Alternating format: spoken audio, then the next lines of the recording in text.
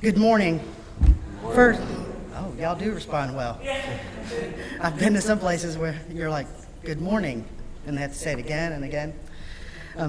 I would first like to thank Mother Julie and Father Sid for inviting me to speak this morning. It is truly a privilege, and I am humbled by the invitation.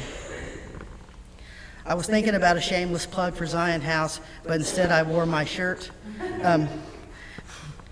I love to talk about it, so please feel free to talk to me at coffee hour about it. However, this morning, the gospel passage this morning is one of my favorites. It is one that has always touched me and at times helped sustain me. Even as a young, awkward kid when I first heard it, at times when I've been and felt rejected and lost, and now as a candidate for holy orders, it still touches me in a profound way. Its message to me is one that is repeated throughout the greatest love story ever told, specifically in the gospel today, and one that I struggle to hear at times even now. It is radical and subversive. The message is this: we have never locked eyes on someone who did not matter to God.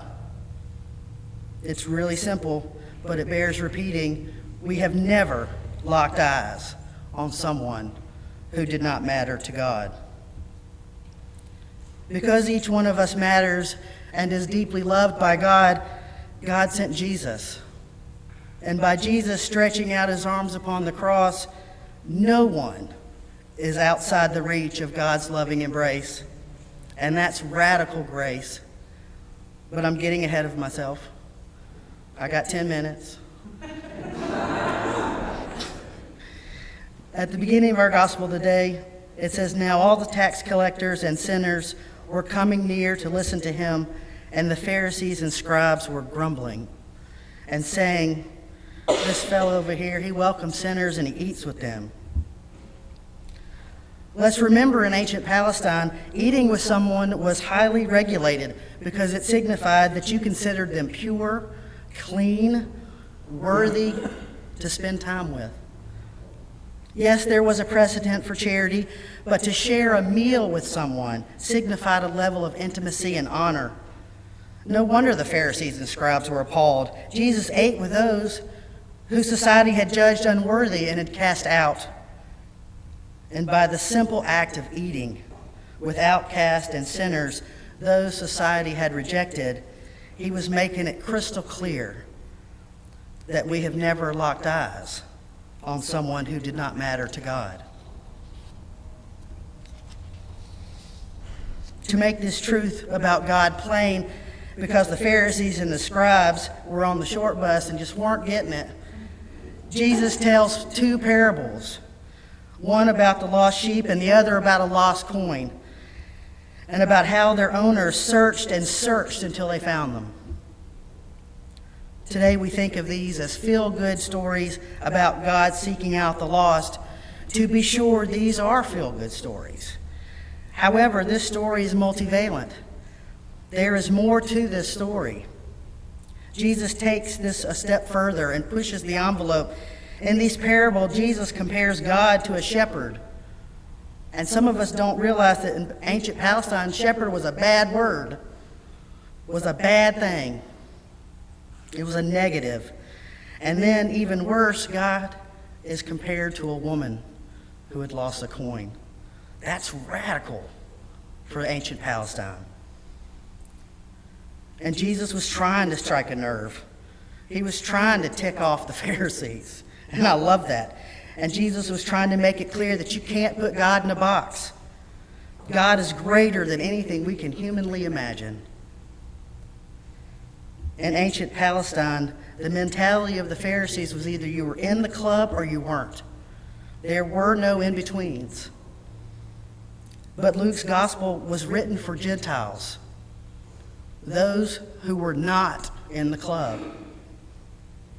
And the issue was that Jesus demonstrated a willingness to value them as persons and interrelations with them as people of worth before there was a cross.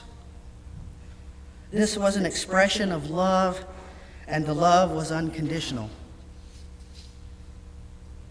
but it is also very challenging because he was also inviting them as valued people to become part of a future vision. He was not doing so in order to make them valued and worthy. He was eating with them because they were valued and worthy. The distinction is subtle, but is significant. We have never locked eyes on someone who did not matter to God.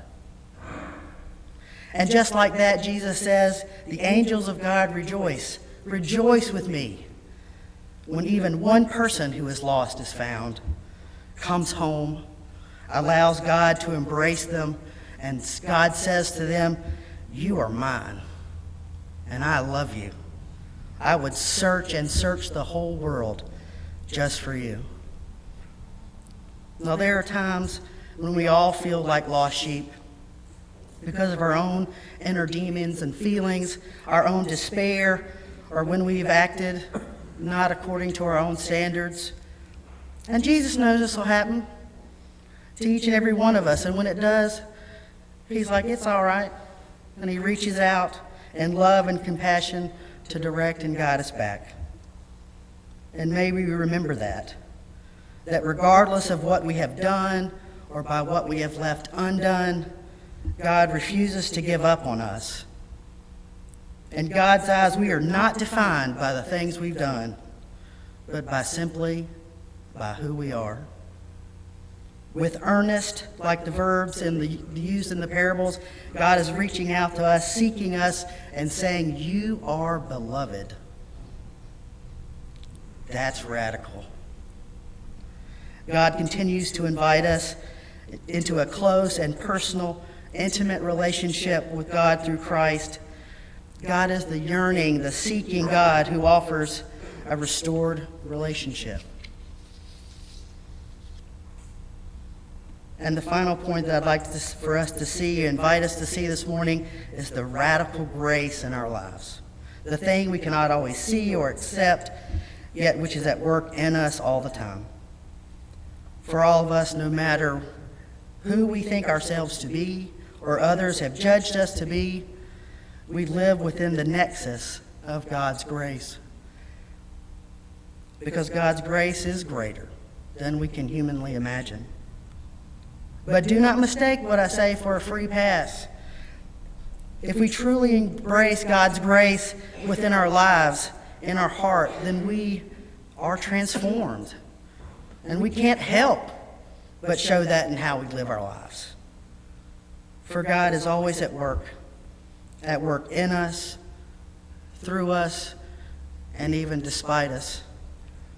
God knows everything we've ever done and still seeks us out and says, you are beloved. So as we come to the table this morning to share a meal with God and one another, I hope you'll remember that we have never locked eyes on someone who did not matter to God. Amen. Amen.